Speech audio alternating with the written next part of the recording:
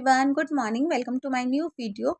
तो फ्रेंड्स, ये जो वीडियो है ये 22 तारीख बुधवार का वीडियो है। वीडियो मेरा काफ़ी पीछे चल रहा है क्योंकि मुझे वीडियो को ना एडिट करके अपलोड करने का टाइम ही नहीं मिल पा रहा है। लेकिन मैं कोशिश करूँगी कि वीडियो जो है ना आप लोगों के पास जल्दी से जल्दी अपलोड करती जाऊँ।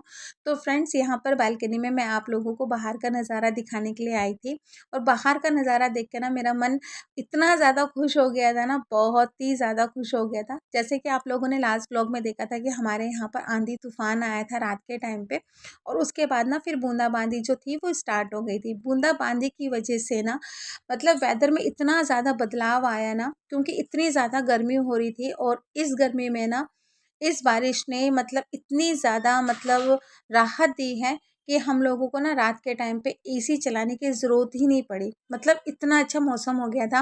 और जब मैं बालकनी में गई थी ना उस टाइम पे बूंदाबांदी तो रुक गई थी, लेकिन इतनी ठंडी ठंडी हवा चल रही थी ना, उस टाइम पे ऐसा मन कर रहा था कि बस चेयर लगा के बालकनी में बैठे रहें। लेकिन वही था कि बच्चों का स्कूल था तो मैं किचन में आ गई थी बच्चों का टिफ़िन बनाने के लिए। तो लास्ट व्लॉग में जैसे आप लोगों ने देखा था कि मैंने डोसा और सांभर बनाया था, तो सांभर काफ़ी ज़्यादा बच गया था और फ्रिज में ना कोई सब्ज़ी थी भी नहीं कि मैं फटाफट से सब्ज़ी बना दूँ। और जो सब्ज़ी फ्रिज में रखी हुई थी वो बच्चे खाते नहीं हैं, स्पेशली आदि। आदि के साथ में तो काफ़ी ज़्यादा मॉर्निंग के टाइम पे मुझे प्रॉब्लम होती है क्योंकि वो सब्जियों के नाम पे ना इतना ज़्यादा चिढ़ता है। हाँ, हालाँकि थोड़ी-थोड़ी सब्जियाँ जो है वो खा लेता है, बट वही है, जो सब्ज़ी उसको नहीं खानी होती है ना तो वो नहीं खाता है। और कोई सब्ज़ी अगर मैं मॉर्निंग के टाइम पे बना भी देती हूँ ना और वो उसकी पसंद की नहीं होती है, तो वो स्कूल में क्या करता है, लंच ब्रेक में सिर्फ़ सूखा-सूखा पराठा खा के आ जाता है और बाकी सारी सब्ज़ियाँ जो है वो वापस लेके आ जाता है।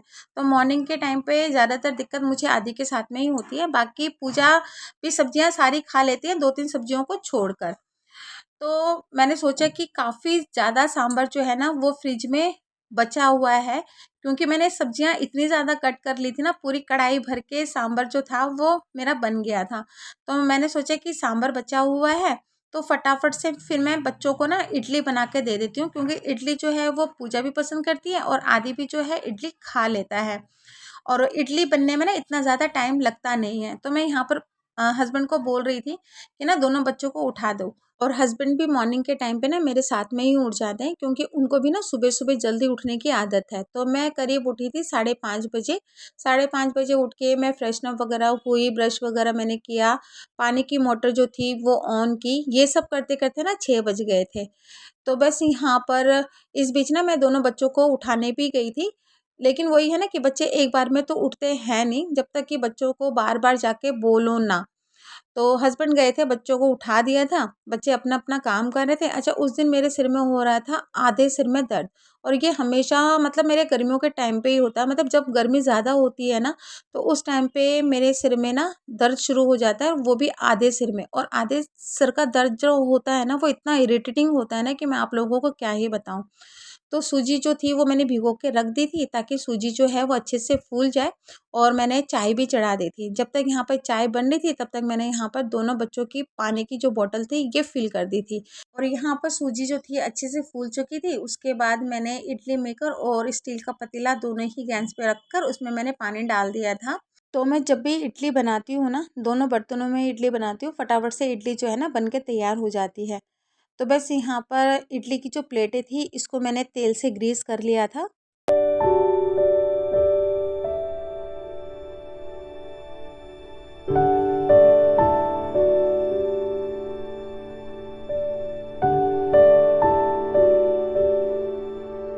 यहाँ पर इडली का बैटर ना मेरे को थोड़ा-सा गाढ़ा लग रहा था। बस यहाँ पर थोड़ा-सा पानी देकर कंसिस्टेंसी जो थी वो मैंने थोड़ी-सी ठीक करी।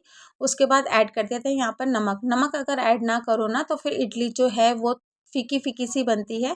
उसके बाद ऐड कर दिया था मैंने यहाँ पर 1 पैकेट इनो का। थोड़ा-सा पानी ऐड किया ताकि इनो जो है वो जल्दी से एक्टिवेट हो जाए। उसके बाद फिर जितनी भी इडली की प्लेटें थी, सारे इडली के प्लेटों में मैंने इडली का बैटर ऐड कर दिया था।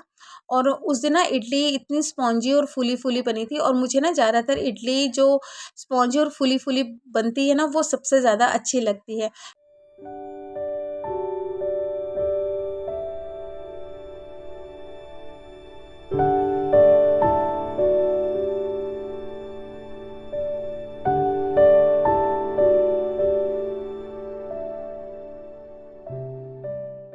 इडली को ना और भी हेल्दी बनाने के लिए आप इडली के बैटर में, अगर आपके बच्चे सब्जियां पसंद करते हैं ना, तो सब्जियों को भी ऐड कर सकते हो। जैसे कि कद्दूकस किया हुआ, इसमें गाजर ऐड कर सकते हो चॉप किया हुआ, यहाँ पर आप बीन्स ऐड कर सकते हो चॉप किया, यहाँ पर आप पालक ऐड कर सकते हो। इससे इडली और भी ज़्यादा हेल्दी बन जाता है। लेकिन सच बताऊँ ना, मेरे बच्चे जो हैं वो सब्जी वाली इडली ना बिल्कुल भी पसंद नहीं करते हैं, और मुझे ना सब्जियों वाली इडली ही बहुत ज़्यादा पसंद आती है। लेकिन वो ये है कि बच्चे खाते नहीं है, स्पेशली आदि तो बिल्कुल प्लेन इडली खाता है। तो फिर इस वजह से दोनों ही बच्चों के लिए मुझे ना प्लेन इडली ही बनानी पड़ती है। तो बस यहाँ पर इडली जो थी ये बन के तैयार हो गई थी। बहुत ही ज़्यादा स्पॉन्जी और फूली फूली इडली बनी थी। तो बस यहाँ पर इडली को निकाल के मैंने थोड़ा सा ठंडा होने दिया, क्योंकि गरम गरम इडली को निकालो ना तो फिर इडली जो है वो टूट जाती है। तो इस वजह से थोड़ा सा इसको ठंडा कर लो और उसके बाद निकालो, आराम से सारी इडली जो है वो निकल जाती है।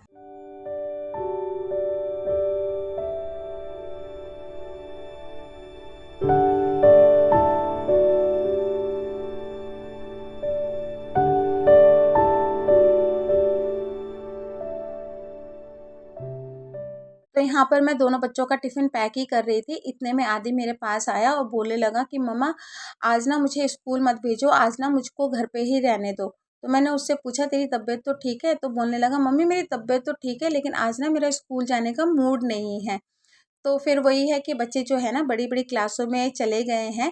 मैं आप लोगों के साथ में शेयर ही नहीं कर पाई, क्योंकि बच्चों के जो फाइनल एग्ज़ाम थे वो अप्रैल में स्टार्ट हो गए थे, और अप्रैल में ही दोनों ही बच्चों का रिज़ल्ट भी आ गया था।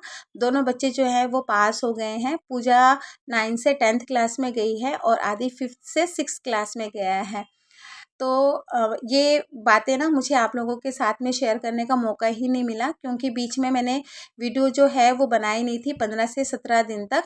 तो ये बात मैं आप लोगों के साथ में शेयर नहीं कर पाई। तो यहाँ पर फिर काफ़ी समझाने बुझाने के बाद आधे स्कूल जाने के लिए रेडी हुआ, तो उसके पापा ने उसको स्कूल के लिए तैयार कर दिया था।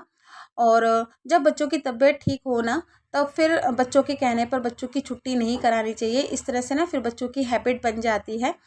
तबीयत अगर ख़राब हो तो वो बात अलग है। तो बस यहाँ पर मैंने 2 ब्रेड सेक दिए थे बटर के साथ में, चाय के साथ में मैंने उसको खिला दिया था। और यहाँ पर मैं पूजा का कर रही थी वेट, क्योंकि वो तैयार होने में काफ़ी ज़्यादा टाइम लगाती है, तो मुझे उसकी कंघी करनी थी। और सच बताऊँ ना, 6th क्लास में जब आदि गया उसका बैग जो है ना वो पूजा के बैग से भी भारी था। और जितनी महंगी पूजा की किताबें नहीं आई ना, उससे कई ज़्यादा तो आदि की ही किताबें आई थी। और उसकी जो किताबें थी ना वो ज़्यादा भी थी, क्योंकि अब वो 6th क्लास में चला गया ना, तो एक एक सब्जेक्ट के साथ में 2-2 3-3 बुक जो है ना और भी ऐड हो गई है, जिसकी वजह से उसका बैग जो है ना इतना हैवी हो गया है। और टाइम टेबल के हिसाब से ना सारी ही बुक्स जो है उसको ले जानी होती है। तो कभी कभार ना उसको देखकर मैं बहुत ही ज़्यादा इमोशनल हो जाती हूँ, क्योंकि जब मैं उसका बैग उठाकर कभी कभार वैन तक छोड़ने के लिए जाती हूँ ना, तो इतना हैवी मुझे वो बैग लगता है कि इसके बैग को देखकर ना मैं यही सोचती रहती हूँ कि किस तरह से ये नीचे से लेकर ऊपर तक अपने इस भारी भरकम बैग को लेकर जाता होगा। क्योंकि पूजा की जो क्लास है वो नीचे है और इसकी जो क्लास है ना सबसे ऊपर है। तो इसके भारी बैग को देखकर ना मुझे इसको देखकर बहुत ही ज़्यादा दुख होता है, क्योंकि सच में छोटे छोटे बच्चे हैं और इतना मतलब बैग इनका भारी होता है ना कि क्या ही कहने। तो बस यहाँ पर मैंने पूजा की कर दी थी कंघी, और दोनों ही बच्चों को लेकर हस्बैंड चले गए थे वैन तक छोड़ने के लिए। उसके बाद फिर मैंने हस्बैंड का भी टिफ़िन तैयार किया। उसकी कोई भी वीडियो मैंने उसके बाद नहीं बनाई, क्योंकि जैसे मैंने आप लोगों को बताया था कि मेरे सिर में हो रहा था दर्द, और ऐसे में फिर वीडियो बनाने का बिल्कुल मन नहीं करता है। ये है नेक्स्ट डे मॉर्निंग, दिन था बृहस्पतिवार का और डेट थी 23 तारीख। तो यहाँ पर बच्चे स्कूल जा चुके थे, हस्बैंड भी ऑफिस जा चुके थे। सबके जाने के बाद झाड़ू पोछा लगाने से पहले मैं कर रही थी अपने घर की डीप क्लीनिंग, क्योंकि काफ़ी दिन हो गए थे मेरी घर की ना डीप क्लीनिंग नहीं हुई थी, जिसकी वजह से ना पूरे घर पे मुझे छोटे छोटे जाले जो थे वो चारों तरफ दिखाई दे रहे थे। और वैसे भी घर में जालों का होना ना अच्छा नहीं होता है। और मौसम तो इतना अच्छा हो रखा था सुबह सुबह का, क्योंकि एक दिन पहले बारिश हुई थी ना, तो उस बारिश ने काफ़ी हद तक गर्मी जो है वो कम कर दी थी। नहीं तो बीच में इतनी ज़्यादा गर्मी हो गई थी ना, काफ़ी लोग परेशान भी हो रहे थे गर्मी की वजह से। लेकिन बारिश ने ना काफ़ी हद तक गर्मी जो है वो कम कर दी है। और जब इस तरह का मौसम होता है ना, तो सच में काम करने में ना डबल एनर्जी आ जाती है। तो बस यहाँ पर मैं लग गई थी जालों को हटाने के लिए। और काफ़ी दिनों से मैं सोच भी रही थी कि घर की जो है ना वो डीप क्लीनिंग करूँगी। पहले तो मैंने ये सोचा था कि बच्चों के जब फाइनल एग्ज़ाम ख़त्म हो जाएँगे उसके बाद करूँगी, लेकिन तब नहीं हो पाया। उसके बाद फिर बच्चों की छुट्टियाँ पड़ गई, जब तक बच्चों के रिज़ल्ट नहीं निकले, फिर उसके बाद भी नहीं हो पाया, क्योंकि फिर जब बच्चे घर पे होते हैं ना तो डीप क्लीनिंग वाले काम जैसे होते हैं ना ये फिर हो नहीं पाते हैं। और इस बीच फिर हस्बैंड की तबीयत ख़राब हो गई थी और इस तरह से पड़े बीमार कि इस तरह से बीमार ना वो कभी भी नहीं पड़े थे। और उनकी तबीयत देखकर ना सच में मैं भी काफ़ी ज़्यादा डर गई थी। तो हुआ यूँ कि जब रात को हस्बैंड ऑफ़िस से आए ना, तो आते ही मेरे को बोले कि मुझे ना काफ़ी ज़ोरों से ठंड लग रही है, तो मेरे को ना ब्लैंकेट निकाल के दे दे। इतनी गर्मी में ब्लैंकेट का नाम सुन के मैं सच में इतना ज़्यादा डर गई थी ना, मैंने बेड में से तुरंत के तुरंत ब्लैंकेट निकाला, हस्बैंड के ऊपर डाला। और जैसे ही मैंने हस्बैंड के ऊपर ब्लैंकेट डाला ना, उनको एकदम से ना कँप-कँपा के ठंड लगी। और उसके बाद ना तुरंत के तुरंत उनको ना बुखार आ गया। इतना तेज़ बुखार उनको आया और इतना काँप रहे थे वो ब्लैंकेट के अंदर कि मैं ना आपको बता ही नहीं सकती हूँ। मुझे उनकी हालत देख कर ना सच में इतना रोना आया। तो फिर जैसे-तैसे मैंने फटाफट से पहले उनको बुखार का मेडिसिन दिया। रात तो जैसे-तैसे मैंने काटी, उसके बाद फिर मैं हस्बैंड को बोलने लगी कि एक बार ना डॉक्टर को दिखा लेते हैं। तो हस्बैंड ने बोला कि वायरल चल रहा है, तो 3-4 दिन तक ये बुखार रहेगा। तो उन दिनों ना काफ़ी ये वायरल फ़ीवर जो था ना वो चल भी रहा था। तो 2-3 दिन तो मैंने भी देखा कि चलो शायद ये वायरल ही होगा। लेकिन जब मैं देख रही थी कि बुखार उतर रहा है, चढ़ रहा है, मतलब जब मैं मेडिसिन देती तब तो बुखार उतर जाता और जैसे ही मेडिसिन का असर ख़त्म होता, एकदम से बुखार जो है वो स्टार्ट हो जाता। मतलब 100.2, 100.3 इस तरह का बुखार उनको आता। तो फिर मुझे लगा कि ये सारे सिम्पटम्स जो है ना या तो मलेरिया के हैं या फिर टाइफाइड के हैं। तो फिर मैंने बोला कि नहीं, अब जो है ना डॉक्टर को एक बार दिखा लेते हैं। तो फिर मैं डॉक्टर के पास हस्बैंड को लेकर गई। डॉक्टर को सारी बातें बताई। फिर डॉक्टर ने हस्बैंड का चेकअप किया, बुखार वगैरह देखा और उसके बाद ना फिर डॉक्टर ने बोला था कि एक बार ना आप ब्लड टेस्ट करवा लो। तो ब्लड टेस्ट करवाया। फिर जब ब्लड टेस्ट की रिपोर्ट जब आई ना, तो फिर मेरे को शांति मिली, क्योंकि ब्लड टेस्ट में ना ऐसा कुछ आया ही नहीं था। रिपोर्ट्स उनकी सारी नॉर्मल थी। फिर डॉक्टर ने अपनी तरफ से हस्बैंड को मेडिसिन लिख के दिया, लेकिन वही था कि मेडिसिन जब तक हस्बैंड खाते तब तक उनका बुखार उतर जाता। उसके बाद जैसे ही मेडिसिन का असर कम होता फिर से बुखार जो था उनको आ जाता। लेकिन फ़र्क सिर्फ़ इतना ही था कि जो पहले कँप-कँपा के और ठंड लग के बुखार आता था ना, तो वो बुखार नहीं आता था। तो ये बुखार जो था हस्बैंड को कम से कम 6 से 7 दिन तक चला। उसके बाद फिर मैंने जब देखा कि बुखार जो है वो दवाई खाकर उतर जाता है, फिर से चढ़ जाता है, फिर मैं हस्बैंड को डॉक्टर के पास लेकर गई। तो फिर डॉक्टर ने अपनी तरफ से फिर से मेडिसिन चेंज करके दूसरी मेडिसिन लिख के दी और कहा कि अगर फिर से ये मेडिसिन खाकर बुखार आता है ना तो एक बार हॉस्पिटल में जाके दिखा लेना। तो हॉस्पिटल का नाम सुन के तो मैं सच में बहुत ज़्यादा डर गई थी। फिर मैंने सोचा कि अगर हॉस्पिटल में एडमिट होने की बात होती है तो फिर मैं इन-लॉज़ वालों को इन्फॉर्म कर दूँगी। इन-लॉज़ वाले जो है वो यहाँ पर आ जाएँगे, क्योंकि ऐसे टाइम पे ना अपनों का सहारा काफ़ी बड़ा सहारा होता है। तो मैंने तो सोच ही रखा था कि हस्बैंड को अगर हॉस्पिटल में एडमिट करने की नौबत आई ना, तो फिर मैं ससुराल वालों को यहाँ पर बुला लूँगी। वो उनके पास में रहेंगे ना तो उनको काफ़ी ज़्यादा सहारा मिलेगा। लेकिन थैंक गॉड वो नौबत जो है वो आई नहीं। डॉक्टर की मेडिसिन से ही हस्बैंड जो थे वो ठीक हो गए थे। इस बीच फिर मैंने इन-लॉज़ को सारी बातें बताई। उन्होंने जैसे ही सुना, एक-एक करके सारे इन-लॉज़ वालों के फ़ोन आने लगे और इनका हाल-चाल पूछने लगे। और इस बीच ना फिर मम्मी भी आई थी।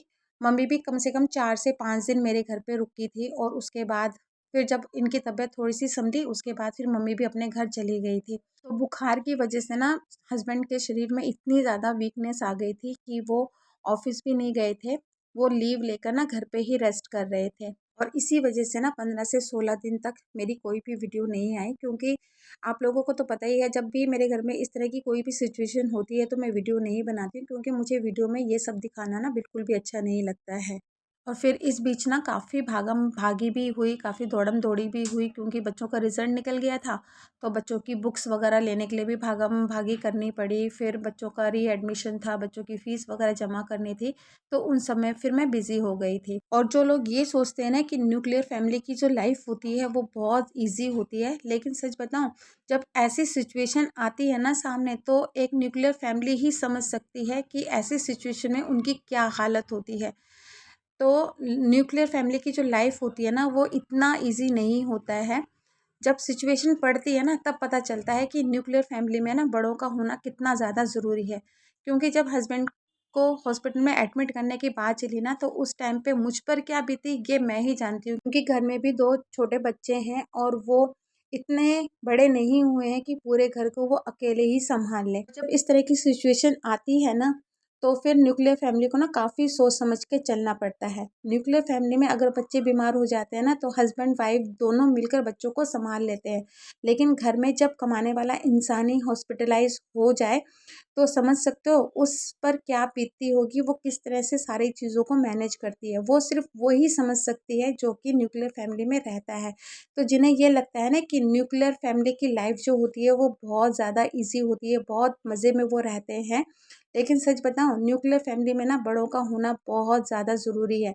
मैंने तो उसी दिन सोच लिया था कि अगर हस्बैंड को हॉस्पिटलाइज़ करना पड़े, तो मैं ससुराल वालों को यहाँ पर बुला लूँगी, क्योंकि ऐसे टाइम पे बड़ों का साथ में होना और बड़ों का सहारा बहुत बड़ा सहारा होता है। लेकिन थैंक गॉड हॉस्पिटलाइज़ वाली नौबत जो है वो आई नहीं। हस्बैंड जो थे डॉक्टर की मेडिसिन से ही ठीक हो गए थे। तो चलिए जी, मेरे पूरे घर के काम हो गए थे आपसे बात करते-करते। अपनी इस वीडियो का एंड यहीं पर ही करती हूँ। वीडियो कैसा लगा ज़रूर मुझे बताइएगा। अच्छा लगा तो प्लीज़ वीडियो को लाइक कीजिएगा, सब्सक्राइब कीजिएगा। फिर मैं मिलती हूँ नए वीडियो में, तब तक के लिए बाय बाय।